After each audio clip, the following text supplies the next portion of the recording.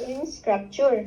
And Christians are expected to live according to these moral guidelines, which shapes their relationship with God, themselves, and others. Second, we have characteristic. Development of Christian characters is seen as a gradual process of transformation through the faith in Christ.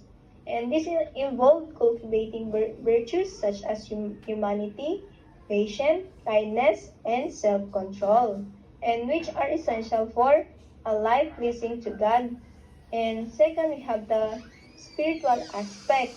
And spiritual life in a Christianity, the spiritual aspect of personality refers to the believer's relationship with God through faith in Jesus Christ. And this includes experience such as conviction, conversions, and sanctification, and the process of being set apart for God's purpose. Second, we have gift and fruit. The Bible speaks of a spirit gift, prophecy, in healing, teaching, and the fruit of the Spirit, like love, joy, and peace, were our manifestations of the Holy Spirit present in the believer's life. These gift and fruit are intended to edify oneself and prayers. And worship. Prayer and worship are essential aspects of Christian spiritual life, as they provide the means for communicating with God, seeking guidance, and expressing gratitude and praise. And the interplay between moral and spiritual aspect, transformation, the moral aspect of personality as transferred through faith in Christ, resulting in a new creation with God-like character. And second, motivation, the spiritual aspect of personality motivates believers to believe according to the moral principle as they seek to honor God and reflect His character. And lastly, we have integration. A healthier integration of moral and spiritual aspect of personality is necessary for well-rounded Christian's life. And this integration enables believers to respond to God's call and fulfill their role in the church and the world. And the moral and spiritual aspect of personality in the church are intricately linked and essential for holistic Christian lives. Understanding this aspect is crucial for living in a life pleasing to God, growing in character, and fulfilling one's role in the church and the world. Next slide, please. Moral behavior. Moral behavior refers to the actions, decisions that guided by an individual character and are consistent with their values and beliefs. It is behavior that is grounded in principle of right and wrong. It is motivated by desire to do what is ethical and just moral behavior. It's not just simply a matter of following rules or law, but is reflections of an individual's innermost convictions and sense of responsibility to others. And moral behavior is important because it is helped to promote social cohesion, trust, respect, and justice, and it can have a positive impact on individual well-being and happiness. Next reporter, please. Thank you.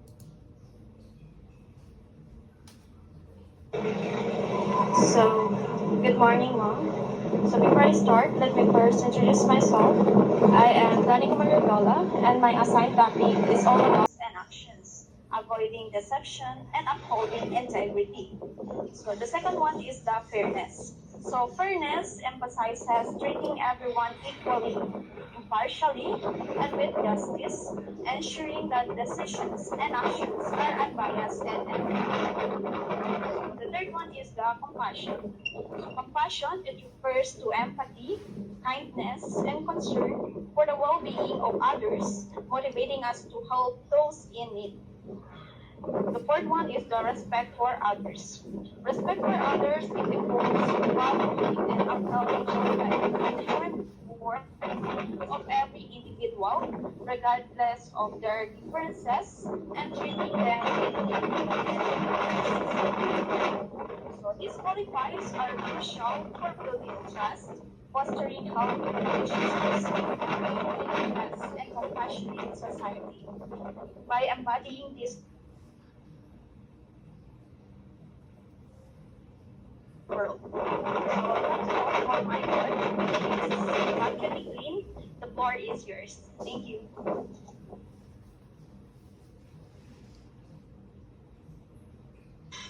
Hello everyone, I am Nitin Lagyo and I will continue the report on responsibility.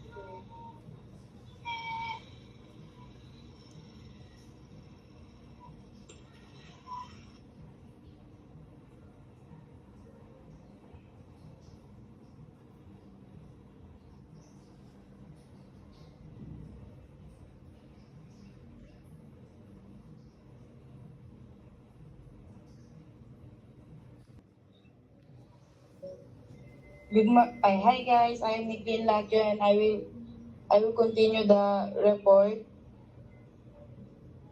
Responsibility is the ability to become uncomfortable. It involves facing fears, overcoming challenges, and standing up for what we believe in. Loyalty is a commitment to others, characterized by faithfulness, trustworthiness, and unwavering support. Next slide. Without rules, there can be no game. Rules define the moves of the players, likewise human behavior consists in obedience to rules. This quote by Santos suggests that human behavior is fundamentally structured by rules just like a game. The quote argues that just as rules are essential for a game to exist, so too far are rules essential for human behavior to make sense. Without these rules, we would know how to interact with each other, make decisions, or build a society. That's all po. Thank you. So, as we move on, let us proceed to the four approaches in the development of moral behavior. Next. So first we have here is the psychoanalytic approach. This expresses the idea that when the superego dominates the individual, he or she is good because he or she has a conscience that tell him or her to be good. To moral development based sa theory ni Sigmund Freud, our behavior is influenced by three key concepts of the mind, which is the id, ego, and superego.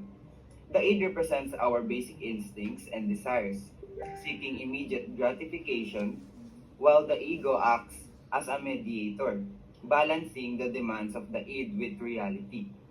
The superego is the moral component, often referred to as our conscience or konsensya natin, guiding us to do what is right based on societal standards.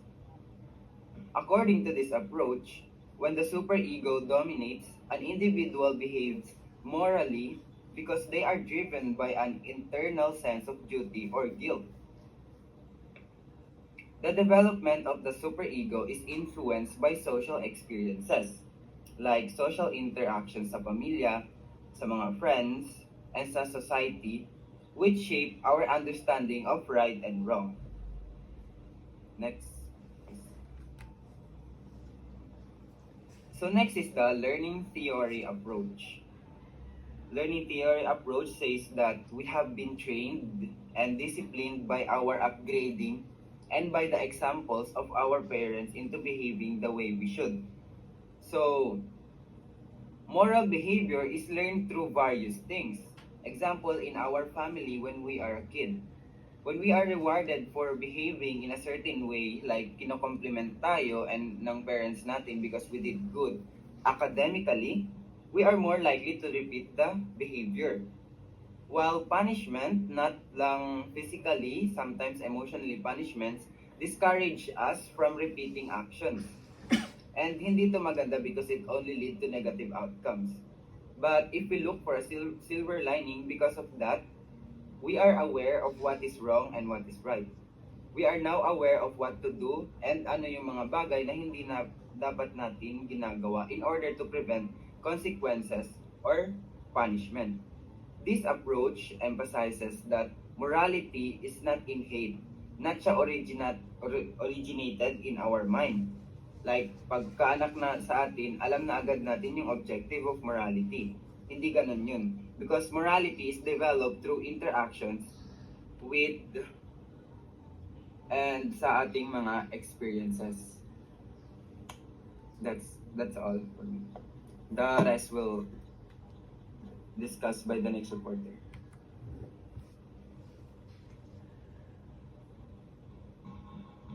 So hello everyone. I am Dr. Clinton Jake and I will be discuss the social group approach.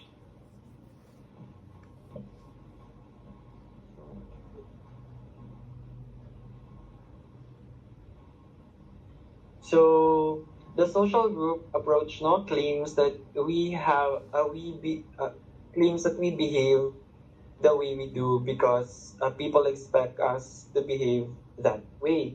So this approach no suggests that our behavior is influenced by the expectations of the people around us. So, or in other words, we act in certain ways because we feel pressure from our social group. Whether galing siya sa pamilya, sa friends natin, or sa society. Para lang ma-meet yung expectations nila. For example, if people expect you to be polite, you might act politely even if you don't feel like it, di ba?